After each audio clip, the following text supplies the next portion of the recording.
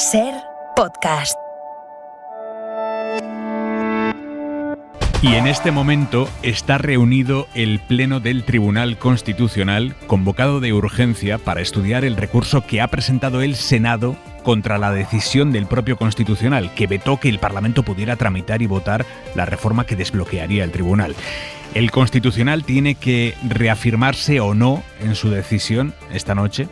Lo lógico sería que los magistrados que el lunes votaron a favor hicieran lo mismo y que los que se opusieron, pues se opusieran hoy también, pero algo ha cambiado desde el lunes. Ahora, los magistrados tienen sobre la mesa el informe de la Fiscalía.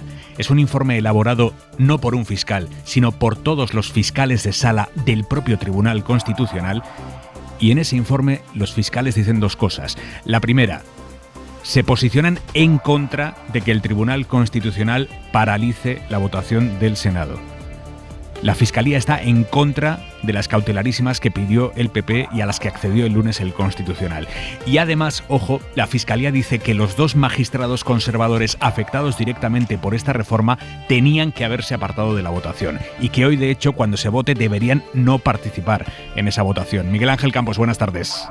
Buenas tardes. Informe que firma el fiscal jefe del Constitucional, Pedro Crespo, tras debatirlo con su Junta de Fiscales de Sala. Informe muy crítico y contundente en el que pide que el presidente del Constitucional, Pedro González Trevijano, y el magistrado Narváez sean recusados. Dice el fiscal que es incuestionable su vinculación directa con el objeto de la decisión y que está afectada su apariencia de imparcialidad. Literal, el fiscal jefe afirma además que el recurso del Senado, en el que censura la indefensión de los senadores y la extemporaneidad de las cautelares, está bien fundamentado y critica la cautelarísima adoptada por el Pleno del TC. Sostiene que se ha adoptado con premura, sin precedentes, y advierte del riesgo que ocasiona para futuras decisiones del Legislativo. Y además, Campos, fuentes de la Fiscalía nos advierten de que están muy extrañados porque, para poder elaborar este informe, pidieron al Tribunal los argumentos con los que el lunes la mayoría conservadora paralizó la votación en el Senado. Los argumentos, el documento con los argumentos, y no se los han dado. La Fiscalía no ha tenido acceso a esos argumentos. Extrañado es poco. El presidente Trevijano ha pedido a la Fiscalía esta mañana que informase sobre los argumentos jurídicos del Pleno, pero no le ha facilitado esos argumentos jurídicos. De forma insólita e inaudita, según el Ministerio Público, Trevijano solo ha facilitado a la Junta de Fiscales de Sala la parte dispositiva del auto. ¿Sobre qué argumentos íbamos a informar si no los tenemos encima de la mesa?, han manifestado fuentes fiscales a la SER. Información de Miguel Ángel Campos. Campos, gracias. A ti, buenas tardes. Por lo tanto, a esta hora todo vuelve a estar abierto porque la mayoría conservadora del Constitucional podría empeñarse en tumbar la tramitación parlamentaria de la reforma, y es probable que lo haga. Pero ahora ya no solo lo estaría haciendo contra el criterio del máximo jurista del propio tribunal, que más sabe de derecho parlamentario desde hace 30 años, y no solo lo estarían haciendo contra el criterio de la directora de los servicios jurídicos del Senado, que es Isabel Avellán, que es alguien muy solvente, es una funcionaria de peso reconocida por todo el mundo, que no pone su firma en un informe porque se lo pida a nadie. Si hoy el Pleno del Constitucional mantiene su decisión de vetar el derecho del Senado a tramitar esa ley que le llegó del Congreso, lo estaría haciendo también en contra del criterio de los fiscales de sala del propio Tribunal Constitucional, que son unos señores no precisamente sospechosos de tender hacia la izquierda. Así que esta es la situación ahora mismo. Veremos qué pasa esta noche en ese Pleno del Tribunal Constitucional que está activo ahora mismo, y se lo contaremos aquí en Hora 25. Antes el tiempo, Jordi Carbo. Buenas tardes. Acabaremos el otoño con poco frío y empezaremos en pocas horas el invierno todavía con menos frío. Sí que la próxima madrugada las temperaturas bajarán con más facilidad, pero aún así mañana mínimas muy por encima de lo que sería habitual por estas fechas. Y cuidado durante la madrugada hasta mañana al mediodía con las nieblas que se formarán cerca de los principales ríos en el interior. Después nos espera una jornada soleada, algunos chubascos en Galicia y temperaturas máximas que se situarán entre los 15 y los 20 grados, superando los 20 en el Mediterráneo y Canarias. Y hay media hora 25 deportes con Tony López. Tony, buenas tardes. ¿Qué tal, Aymar? Muy buenas. Y con la Copa del Rey en juego, segunda ronda, Atlético Saguntino 0, Rayo 0, Islas Pituisar 0, Eibar 0, Levante 2, Andorra 0, Mérida 0, Alavés 1, Numancia 0, Sporting 2. A las 9 jugarán, entre otros, el Sevilla, la Real Sociedad, Osasuna y Valladolid. Y mañana juega el Atlético de Madrid, visita al Arenteiro. Hoy Simeone ha confirmado que Cuña va a dejar el club este mercado y, al ser preguntado por Joao Félix, ha dicho que nadie es imprescindible. Empieza Hora 25. A la espera de la decisión, que puede ser inminente, decisión del Tribunal Constitucional, esta tarde el pulso institucional al que estamos asistiendo ha marcado de arriba abajo el cara a cara en el Senado entre el presidente Pedro Sánchez y el líder del PP, Alberto Núñez Feijóo. El señor Feijóo lleva 9 meses en la política nacional. 9 meses. ¿Y qué es lo que ha conseguido? Todo un hito en la historia democrática de este país, que es enmudecer a las Cortes Generales. Esa es la gran aportación del Partido Popular de Feijóo, enmudecer a las Cortes Generales. Pues mire, a pesar de que intenten que el Parlamento no hable, ya les garantizo yo que el Parlamento va a hablar, y va a hablar claro y alto. Y ante estas palabras del presidente Sánchez, respuesta de Feijóo. Señoría, deje de provocar. Usted quiere la sumisión de los poderes del Estado y yo quiero la democracia plena en mi país. Esa es la diferencia entre usted y yo. Dado que el Parlamento va a hablar, que hable de verdad y que hable el Parlamento de toda España, que es el conjunto de los españoles.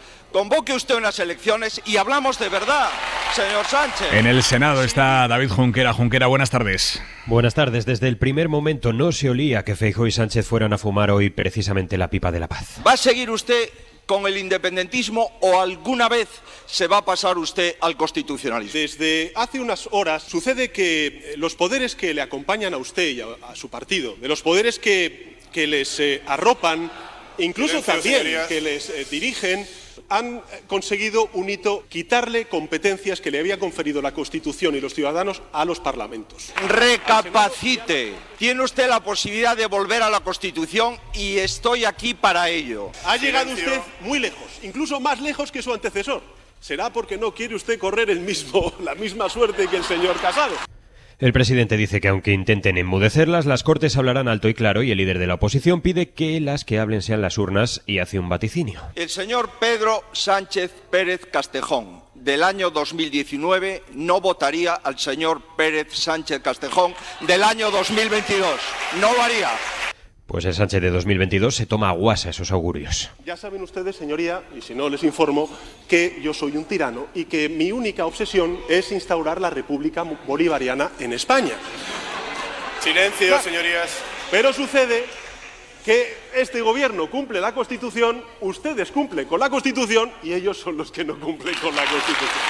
La pelea ha ido por ahí, por ver quién tenía el partido más constitucionalista, y aunque Sánchez acusa a Feijóo de haber ido demasiado lejos, el del PP quiere todavía mostrarse algo cerca. Estamos aquí con la mano tendida. Estamos Silencio. aquí el Partido Constitucionalista. Tiene usted la posibilidad de volver a la Constitución y estoy Pero tiene aquí pinta de que el presidente Sánchez tiene otros planes y prefiere otros socios. Socios, gracias Junquera, socios con los que el PSOE intercambia ya papeles para cerrar la nueva proposición de ley que incluirá el contenido de las enmiendas que tumbó el Constitucional. Es el plan B del gobierno para desbloquear el tribunal, y partidos como Esquerra han dejado ya claro que van a apoyar a los partidos del gobierno en esto. Guillermo Lerma, buenas tardes. ¿Qué tal? Buenas tardes. Lo dice Esquerra y también el resto de grupos parlamentarios que ya apoyaban la reforma cuando el gobierno pretendía aprobarla vía enmienda. Coinciden desde Podemos a los republicanos catalanes o Más País en que el Congreso debe aprobar esa iniciativa para cumplir con el deseo de la mayoría de la Cámara ante el desafío de la minoría que representa el Partido Popular. Creo que a los demócratas lo que nos toca es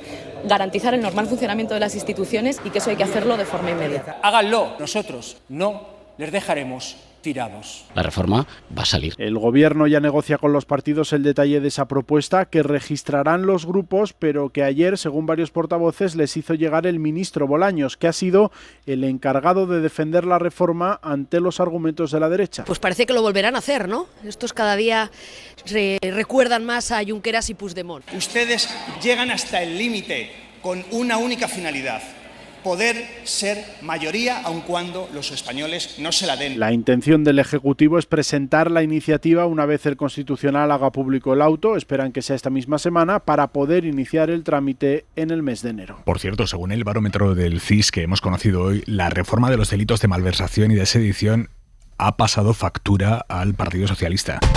que seguiría ganando las elecciones si se celebraran hoy, según el CIS, pero a menos distancia del PP que en los últimos meses. Isabel Villar. 2 puntos les separarían frente a los más de 5 que sacaban los socialistas al PP en noviembre. Para este nuevo sondeo, las entrevistas se hicieron entre el 1 y el 14 de diciembre, en plena polémica por esas reformas en el Código Penal, aunque antes del choque con el Constitucional. En este contexto, como decimos, los socialistas ganarían las elecciones con el 30% de los votos, pero pierden 2 puntos respecto al anterior sondeo, y esa es la distancia a la que queda el PP de Feijóo, que conseguiría el 28% de los votos. En tercera posición, con un 12 Unidas Podemos, y Vox cuartos con el 10% de intención de voto. La líder más valorada es Yolanda Díaz, por delante de Feijóo y de Pedro Sánchez. Ninguno, eso sí, llega al aprobado. Todo esto lo vamos a analizar con la ministra y portavoz del PSOE, Pilar Alegría, que viene esta noche a hora 25. Y a esta hora la foto está en Washington. Zelensky acaba de entrar a la Casa Blanca. Es la primera vez que el presidente de Ucrania sale de su país desde que empezó la invasión rusa. Lo ha hecho para ir a Estados Unidos. En cuestión de minutos y media se va a reunir con Biden allí en la Casa Blanca, pero Zelensky ya está en la sede de la presidencia del país. Y por lo que publican los medios estadounidenses, Biden va a aprovechar la visita para anunciar algo que hasta ahora se había resistido a confirmar, que es el envío de misiles Patriot a Ucrania. Este tipo de misiles son de largo alcance y el líder ucraniano los llevaba pidiendo desde hace meses a Estados Unidos. Estados Unidos se había resistido hasta ahora. Bueno, parece que esto va a cambiar. Pablo Morán, buenas tardes. Hola, Aimar, buenas tardes. Es una de las armas defensivas más precisas que existen ahora mismo, y Ucrania los viene reclamando para interceptar los misiles y drones que Rusia lanza contra las infraestructuras energéticas del país. Es costoso, eso sí, necesita entrenamiento previo para usarlo, así que de momento Washington va a hacer entrega de una batería Patriot que puede llegar a alojar un total de 128 misiles y que previsiblemente Ucrania va a utilizar para proteger algún punto crítico de su territorio. Este material forma parte del fondo de casi 2.000 millones de dólares que acaba de aprobar Washington justo antes de la llegada de Zelensky y que ratifica a Estados Unidos como principal apoyo financiero en la defensa ucraniana. Más de 21.000 millones de dólares ha destinado Estados Unidos a Kiev desde el inicio de la invasión. Es la razón principal por la que Zelensky ha elegido Washington para su primer viaje oficial fuera de Ucrania, y que ha comenzado, como decías, Aimar, hace muy pocos minutos con esa foto frente a la puerta de la Casa Blanca. Una foto impensable hace 301 días, cuando Putin lanzó esa invasión de Ucrania. Joe Biden ha recibido al presidente ucraniano a las puertas de la Casa Blanca. Zelensky vestido con sus botas, su pantalón, su jersey militar, y ya están dentro para empezar esa reunión en la que también interviene el Consejo de Defensa de Estados Unidos. Gracias, Pablo. Y en Afganistán hoy ha entrado en vigor el veto a las mujeres en las universidades. Y muchos estudiantes han protestado frente a distintas facultades ante esta imposición de los talibanes. Muchos hombres, de hecho, no se han presentado a exámenes que tenían hoy, y profesores también han renunciado. Naciones Unidas ha condenado esta violación de derechos humanos que aseguran va a tener un impacto devastador en el futuro del país. Ángel Villascusa. A primera hora de este miércoles, algunas universitarias afganas han intentado entrar en las facultades donde hasta ahora estudiaban y se han encontrado con esto. Con policías, profesores y funcionarios prohibiéndoles entrar a las aulas. Algunas llevaban sus mochilas y sus carteras como si el régimen talibán no fuese capaz de cumplir lo que anunció ayer: prohibir la educación superior de las mujeres, que ya habían sido privadas de las escuelas infantiles y también de los institutos. Después de la incredulidad, el llanto. Porque aquí acaban los sueños de la mitad del futuro del país, que ya no podrán ser ni profesoras, ni médicas, ni enfermeras, que eran las únicas profesiones que podían seguir ejerciendo. Los hombres en algunas facultades, como en la de Medicina de Nangarhar, se han solidarizado con ellas y han decidido no participar en los exámenes de hoy. A lo que ellas han respondido con aplausos por una decisión que no comprenden, como tampoco comprende la comunidad internacional, no solo Occidente. La Organización de Cooperación Islámica, integrada por 57 países, ha rechazado la medida y ha pedido a la administración que revoque la decisión. Hora 25. Aimar Bretos. La COE, la patronal, ha plantado hoy al gobierno en la reunión para negociar cuánto tiene que subir el salario mínimo el año que viene. ¿Ha mandado un papel con su propuesta? que es subirlo un 4%, menos de lo que plantean los expertos, pero la patronal no ha mandado a nadie a la mesa de negociación. Es la primera reunión de este nivel en la que se ausenta la COE. Es una ruptura anunciada la semana pasada, cuando la patronal dijo que trabajo no era de fiar por una enmienda de la Ley de Empleo que da a la Inspección de Trabajo más poder, más control sobre las causas de despidos colectivos. Eso se supo la semana pasada, la COE amagó con la ruptura y hoy se han ausentado de una mesa clave como es la de la subida del salario mínimo interprofesional. Elsa Llorente. Sí, porque la patronal, por un lado, dice que el Ministerio de Trabajo no es un interlocutor fiable y, por otro, mandan documentos con propuestas a la mesa de diálogo social. Yolanda Díaz, ministra de Trabajo. La COE, que me ha remitido una carta en la que me dice que no ha asistido porque le coincidía con su comité ejecutivo. Si es así, le pido al señor Garamendi que en los próximos días se sume a la mesa para dialogar. La patronal quiere subir el salario mínimo un 4% y sujeto a dos exigencias: deducciones para los empresarios del sector agrario y que las empresas que contratan con las administraciones públicas puedan repercutir el incremento de costes de subir el salario mínimo, algo inaceptable para los sindicatos que piden a los empresarios que vuelvan a la mesa. Fernando Luján, de UGT. Tanto COE como CEPIME deberían de recuperar la mesura y, por lo tanto, incorporarse al diálogo social. Además, los sindicatos reclaman que sea el Gobierno el que diga cuánto quiere subir el salario mínimo. PSOE y Podemos han mostrado a las claras sus diferencias en torno a la ley trans que se ha debatido esta tarde en el Congreso y que mañana se va a aprobar en el Congreso. La norma ha llegado a este último punto de la tramitación tal y como la planteó el Ministerio de Igualdad en el asunto nuclear, que es el de la autodeterminación de género. Ha llegado así, tal y como salió del Consejo de Ministros, porque nadie más apoyó durante la tramitación parlamentaria la enmienda que intentó meter el PSOE para elevar hasta los 16 años la necesidad de que un juez avale el cambio de sexo en el registro. Así que ese punto se queda como estaba y el juez intervendrá solo hasta los 14 años. De 14 a 16 bastará con que los padres lo autoricen. A pesar de que la ley va sin ese cambio que querían los socialistas, el PSOE va a votar a favor. Ahora la duda está en si todo el PSOE va a votar a favor, si también lo harán las diputadas que hicieron campaña expresa contra algunos de los puntos de esa ley. La dirección del grupo parlamentario nos dice que confía en que todos sus miembros respeten la disciplina de voto. Confían. Mariola Lourido, buenas tardes. Buenas tardes. Mañana habrá una amplia mayoría que aprobará en el Congreso la ley trans sin esas limitaciones que planteaba el PSOE para los menores, pero la tensión entre los socios de gobierno se palpa. Primer reproche de la socialista Andrea Fernández. Señorías de Unidas Podemos, debo decirles que es absolutamente desacertado acusar a mi partido de pactar con la derecha un retroceso en derechos LGTBI. Es una falta de respeto a un partido centenario que ha sido imprescindible y decisivo en la lucha de los derechos LGTBI. Segundo momento de tirantez cuando la diputada de Podemos, Sofía Castañón, utilizó a Pedro Cerolo. Es referencia a Pedro Cerolo, a quien le debemos una de las cosas más duras que hay en política: defender las ideas por encima de la disciplina de partido. Pedro Cerolo nunca tuvo que estar por encima de la disciplina del voto de su partido, porque siempre tuvo al PSOE con él, siempre. Es más, Pedro Cerolo no seguía la disciplina de voto, la marcaba. Ministra de Igualdad Irene Montero cerró el debate con este mensaje velado a feministas y a dirigentes como Carmen Calvo. Las mujeres trans son mujeres. No hemos podido evitar que en el proceso de tramitación de esta ley la transfobia se hiciese hueco en el debate público. El PP en contra, también la extrema derecha de Vox, y desbarrando, como siempre, la diputada Toscano llegó a acusar de corrupción de menores a la ministra. Ya se ha borrado del diario de sesiones. Gracias, Mariola. Y en Castellón, en Onda, la policía ha detenido a un hombre por tener un mes secuestrada a su mujer.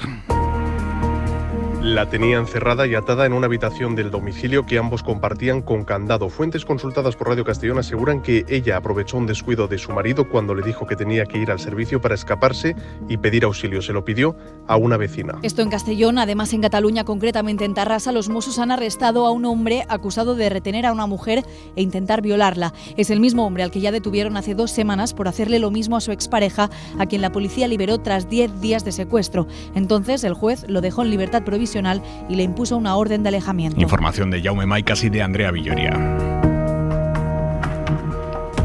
Y hoy se ha confirmado que el cadáver que un operario del vertedero de Toledo encontró hace una semana es de uno de los 2 menores de edad desaparecidos en Carabanchel. El chico tenía 17 años, se le perdió la vista junto a su primo, de 11 años, y la policía busca al pequeño en el mismo sitio, en ese mismo vertedero. Están abiertas todas las hipótesis. Radio Madrid, Alfonso Ojea. El hallazgo del cadáver, que se encuentra en muy mal estado, se producía el pasado día 15 en el vertedero en el Ecoparque de Toledo. Fue la Guardia Civil la que intervino en cuanto se recibió la alerta de los trabajadores de ese polígono. A partir de ahí se comenzaban las labores de identificación del cuerpo y oficialmente esta mañana se confirmaba que se trata de Fernando Fernández. Esos restos, tras los análisis criminológicos y forenses, pertenecen en efecto a este joven de 17 años desaparecido el día 10 en el barrio madrileño de Carabanchel en compañía de su primo Ángel de tan solo 11 años. Se manejan varias hipótesis, desde la muerte accidental hasta una muerte violenta por una posible venganza en un ajuste de cuentas por narcotráfico en los que estarían implicados familiares de los 2 menores. En todo caso, sigue sin aparecer Ángel. La familia siempre ha mantenido que ambos han sido retenidos a la fuerza. Hora 25. Aimar Bretos. Y quedan muy pocas horas para volver a escuchar mañana esto. 86.148. 4 millones de euros. 86.148. Mañana es el sorteo más esperado, el sorteo de la Lotería de Navidad. Nosotros lo vamos a vivir aquí en la SER con Ángels y con todo su equipo a partir de las 9 de la mañana. Pero en la víspera nosotros hemos querido saber qué ha sido de esa gente que el año pasado llevaba el décimo 86.148. Esa gente a la que le tocó el gordo el año pasado. ¿Qué ha sido de ellos? Me empezaron a llegar mensajes de WhatsApp al grupo de los amigos, pues diciendo eso, que nos ha tocado, y yo miraba el número y no me parecía que era. Y bueno, hasta que ya me di cuenta que sí que era, y fue una emoción y me puse a llorar. Estaba mi mujer embarazada, teníamos que cambiar de vehículo, andábamos con un presupuesto bastante ajustadillo, así que bueno, pues ya que nos tocó, en vez de pedir un poquito más, tuvimos que pedir un poquito menos. Desde que me hacen la primera llamada, pues ya prácticamente no puedo soltar el teléfono pues durante todo el día. ¿Cómo le cambia a alguien el ganar el gordo? Esta noche, que todos estamos todavía a tiempo de ganarlo mañana ya será otra historia, pero esta noche en la que todos somos preganadores, bueno, pues esta noche vamos a escuchar los testimonios aquí en Hora 25 a partir de las 11. Llegamos así al minuto 25 de Hora 25, pero antes, la mirada de Xavi Vidal Folk. Solo el hecho de viajar cuando eres un proscrito, amenazado por tropas que te rodean, es un gran logro. Y más si emprendes un viaje largo intercontinental a los Estados Unidos de América del Norte. Con esta maniobra, el presidente ucranio Volodymyr Zelensky simboliza además que la perseverancia compensa. En los planes del invasor del Kremlin, tenía que haber sido liquidado en pocas horas, días después de ocupado su país, esa operación que se inició hace 10 meses. Pero no ha sucedido ni una cosa ni la otra. El arrojo que entraña un viaje así puede ser muy útil para insuflar ánimos a una población cercada, continuamente bombardeada, castigada sin electricidad ni calefacción, perseguida por el mero hecho de existir. El Estado ucranio necesita armas y dinero desde el exterior. Le urgen. Los necesitará también continuamente cuando se establezca la mayoría reaccionaria en el Congreso americano, muy poco inclinada a invertir en solidaridad. Por eso, este viaje supone anticiparse al daño. Es un intento de evitarlo o al menos de minimizarlo. Zelensky recibirá del presidente Joe Biden un buen cargamento de misiles Patriot y un taller de entrenamiento para sus tropas en el sofisticado manejo de esos artefactos. Son la joya de la corona del polvorín americano y un símbolo de su potencia. Suscríbete a Hora 25.